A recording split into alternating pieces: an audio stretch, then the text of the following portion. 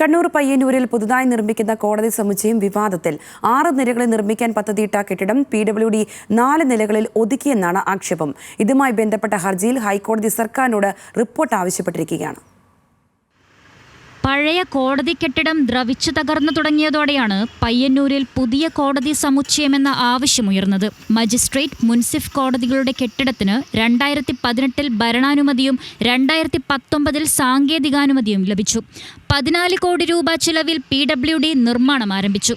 എന്നാൽ നിർമ്മാണം പുരോഗമിക്കവേ കെട്ടിടം 4 നിലകളായി ചുരുക്കുകയായിരുന്നു. സ്ഥലം സന്ദർശിച്ച ജില്ലാ ജഡ്ജിയോട് വീണ്ടും അനുമതി വാങ്ങി 2ാം ഘട്ടത്തിൽ അടുത്ത 2 നിലകൾ പൂർത്തിയാക്കുമെന്നായിരുന്നു മറുപടി നൽകിയത്.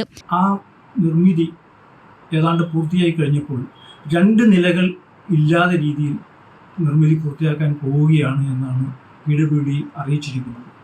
അപ്പോൾ ഇത് കഴിഞ്ഞ വർഷം ജില്ലാ ജഡ്ജി സൈറ്റ് ഇൻസ്പെക്ഷൻ സമയത്താണ് ഇക്കാര്യം ശ്രദ്ധയിൽപ്പെടുകയും സൂപ്രണ്ടിംഗ് എഞ്ചിനീയർ അടക്കം വിളിച്ചു വരുത്തി ചോദിച്ചപ്പോൾ അവർ പറഞ്ഞു, സെക്കൻഡ് ഫേസ് എന്നുള്ള നിലയിൽ 5-6 നിലകൾക്ക് ഞങ്ങൾ നിർമ്മാണാനുമതി വാങ്ങിച്ച് നിർമ്മിച്ചു കൊള്ളാം എന്നുള്ള ഉറപ്പിൻ്റെ അടിസ്ഥാനത്തിലാണ് നീങ്ങിയിരുന്നത്.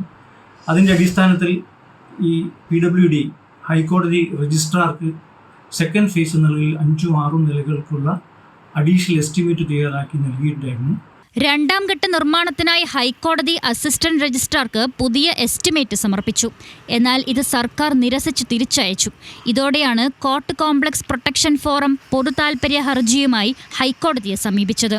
കേസ് പരിഗണിച്ച ചീഫ് ജസ്റ്റിസ് അധ്യക്ഷനായ ബെഞ്ച് സർക്കാരിനോട് അടിയന്തരമായി റിപ്പോർട്ട് ആവശ്യപ്പെട്ടിരിക്കുകയാണ്. ന്യൂസ് മലയാളം, കണ്ണൂർ.